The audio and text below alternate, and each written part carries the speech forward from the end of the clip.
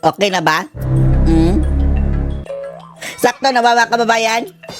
Tayo na lang ang mag-a-adjust dito sa tabingi ang mukha mga kababayan na si Akla na kongresista na taga-akbayan na nagpuputak ngayon mga kababayan sa media Dahil magmamansari na daw, mag-iisang buwan na daw mga kababayan simula nung isinampa nila ang impeachment laban kay VP Sara Duterte. At hindi pa rin ito inaaksyonan ng Kongreso. Sabi ni Akla mga kababayan.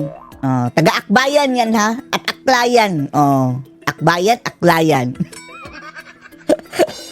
Na sa bawat araw daw na nasasayang na hindi napapalagot sa kasalanan ito si Sara Duterte, ay lugi daw ang sambayan ng Pilipino.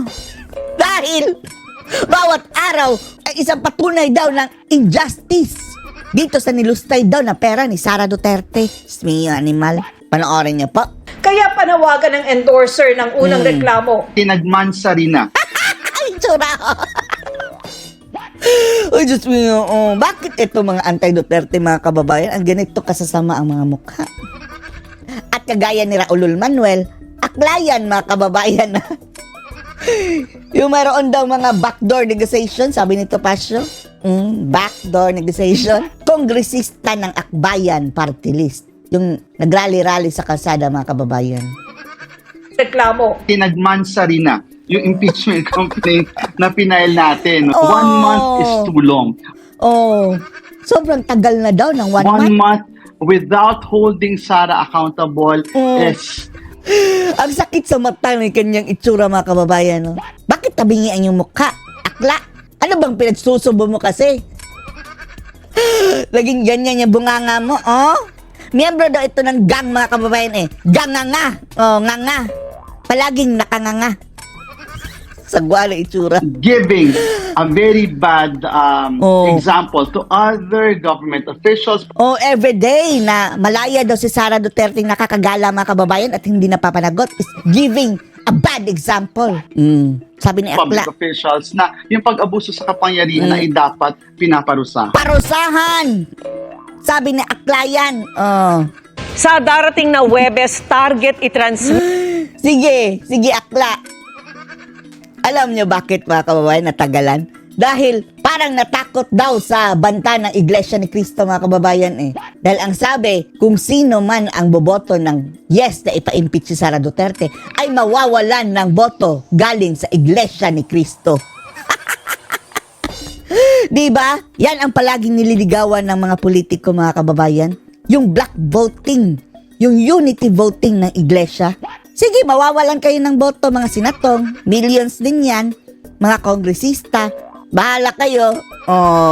Don't you dare. Target i-transmit ng House Secretary General sa opisina ng House Speaker Bilisan nyo na para magkaalaman na. tatlong impeachment complaint laban kay Vice President Sara Duterte. At akala siguro nila mga kababayan, Iglesia ni Cristo lang. Di hamak na mas maraming mga Duterte supporter na magboboykot sa lahat ng boboto ng yes na i-impeach si Sara Duterte. Inabot ng isang buwan mula nang ihain ang unang reklamo bago natapos ng Secretary General ang pag-verify sa mga ito. At nakatutok si Tina Panganiban Perez. Etong grupo ni Nasaba pala, mga kababayan, ang nagsabing nagmamansari na. Andun si Akla, yung tabingi ang mukha, mga kababayan, katabi ni Saba. Tapos nang i-verify ng Office of the Secretary General ng Isa pa yan. Nanginginig-nginig ang boses mga kababayan ng reporter. Kamara ang tatlong impeachment complaints Wow. na inihayon laban kay Vice President Sara Duterte Mga hudas. kaugnay sa umano'y paglusta. Isa ring hudas mga kababayan na pari. Nasabi ni Ka Eric, ang organisasyon daw na kinabibilangan ng paring iyan ay organisasyon na itinayo ng mga kadre ng NPA. Si Ka Eric ang nagsabi mga kababayan patrimonyo. Ay sa confidential funds. As soon as the complaint is filed, pinag-aralan agad nung legal department. Isa na naman itong matamlay mga kababayan. Ang bagal magsalita nito si Reginald Velasco. Namin. So, as of today, na Fast forward, B, please. Pwede 2 times ang speed. verified na lahat yun. In tatlo, pwede na i-transmit. Magbabalik sesyon na ang Kongreso sa Lunes. Pero target ng Secretary General ng Kamara na i-transmit sa Office of the Speaker ang mga impeachment complaints sa Huwebes.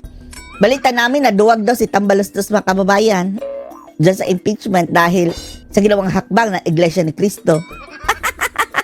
Anyway, sure win na pala si Tamba, no, dahil pinadisqualify ang mga kalaban niya mga kababayan. Ungas.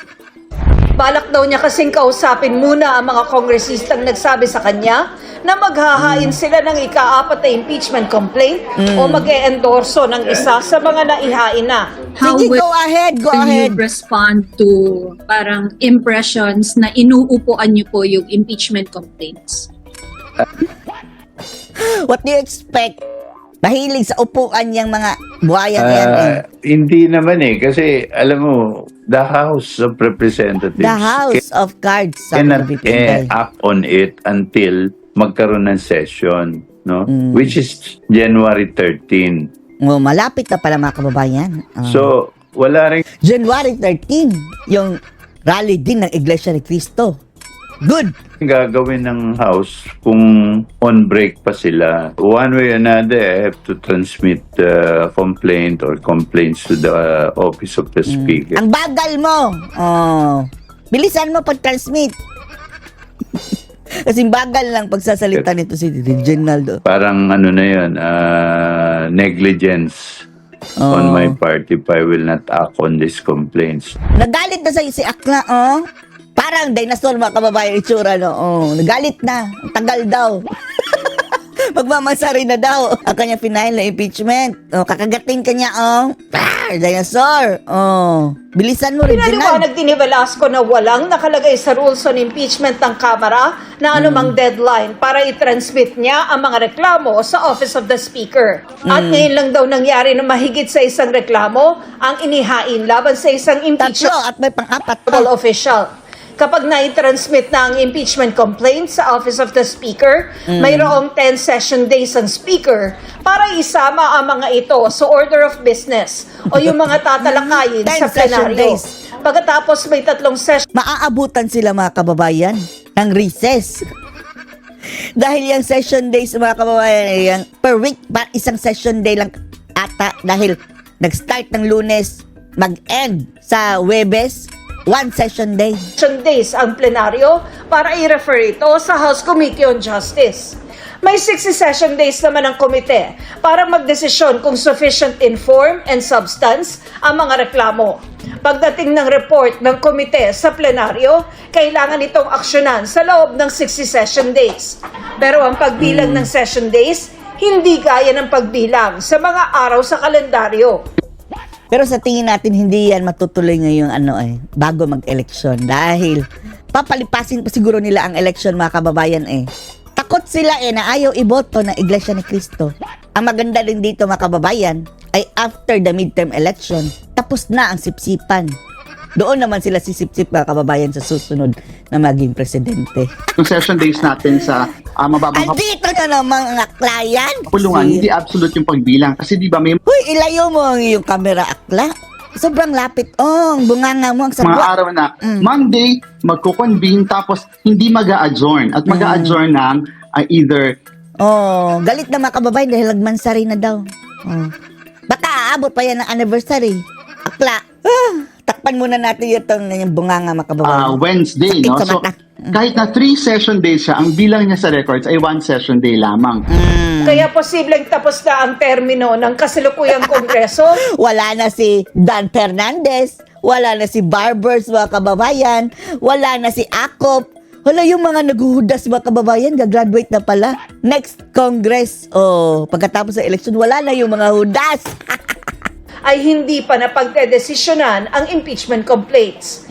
Sinusubukan pa namin makuha ang panig ni VP Sara, pero nauna na niyang sinabi na handa niyang harapin at sagutin ang mga alegasyon. Oh, kasi paulit-ulit. Hindi kayo nakikinig sa mga explanation? Di bali na. Sa korte na lang tayo magpaliwanag. Anong masasabi niyo dito mga kababayan? Post your comments below.